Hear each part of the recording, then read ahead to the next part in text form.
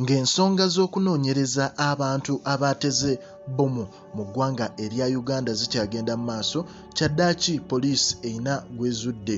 Gwe yonna gy'osinziira okuba nga weekuumidde ku omukutu ogwa Prejan Media ogwewaayo okuba nga tukuwa amawulire agagenda mu maaso mu ggwanga lyattu Uganda, tugamba ekyo mwattu ky'okola okola kyamaanyi. Olunaku lwaleero poliisi ekedde mu bifo eby'enjawulo okuvaayo okuba nti basensitizinga abantu okuba nti babeera bulindaala ku lw'ebyo ebigenda mu maaso mu ggwanga erya Uganda.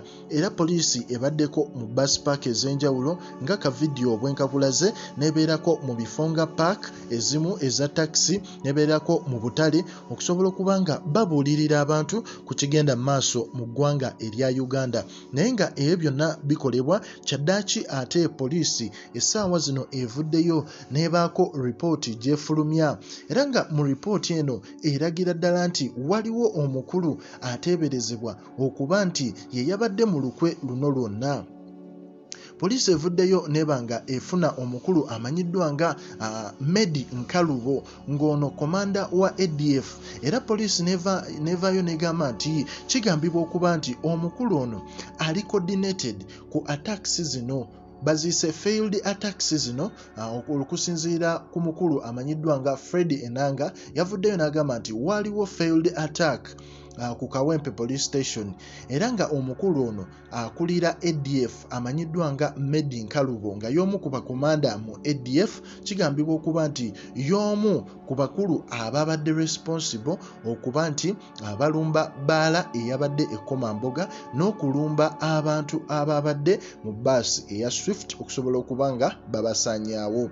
Era nga kigambibwa okuba nti omukulu ono okusinziira ku bo engeri gye babadde batagetinzeemu, baasi babadde bagibaze okuba nti abantu 50 bonna balina okuba nga bazikirira, ekintu ekitaasobose. Wulira, era poliisi evuddeyo negamba nti bo nga bo aba counter terror operations bagezaako okgenda mu maaso okweyongera okuinvestigatinga ebibinja bino ebirimu okuba nti mulimu embeera ey'okuba nti mulimu money laundering, mulimu terrorism financing, era nga abakola ebikolwa bino be bayeekera aba ADF okusinziira ku mukulu Enanga. Era navaayo n'agamba nti we want to assure Ugandans that the Joint Security Agency remains committed to protecting Ugandans. Era navaayo n'agamba nti we are here tracking down the person who disembarked from the bus in Maya.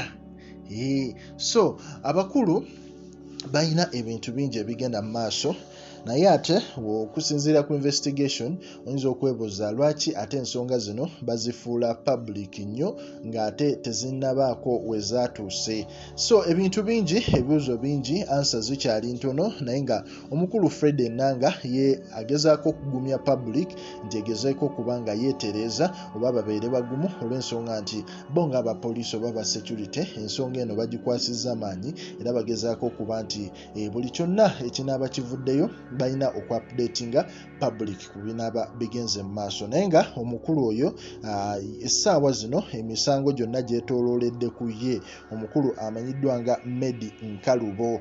Essaawa yonna emisango gyonna oyinza okugamba nti emisango gyonna ssaawa zino ziri ku ye, oba gyonna bagitadde ku ye. Kigambibwa okuba nti yagezaako okulumba poliisi y'e Kawempe agikube naye tekyasoboka, era kigambibwa okuba nti naye ng'omuntu essaawa zino yabadde emabega wa attack eyali e Komamboga wali ku bbaala eya Digida, era kigambibwa okuba nti omukulu oyo yennyini ye yabadde emabega w'okulumba bbaasi eya Swift okusinziira ku mukulu Enanga.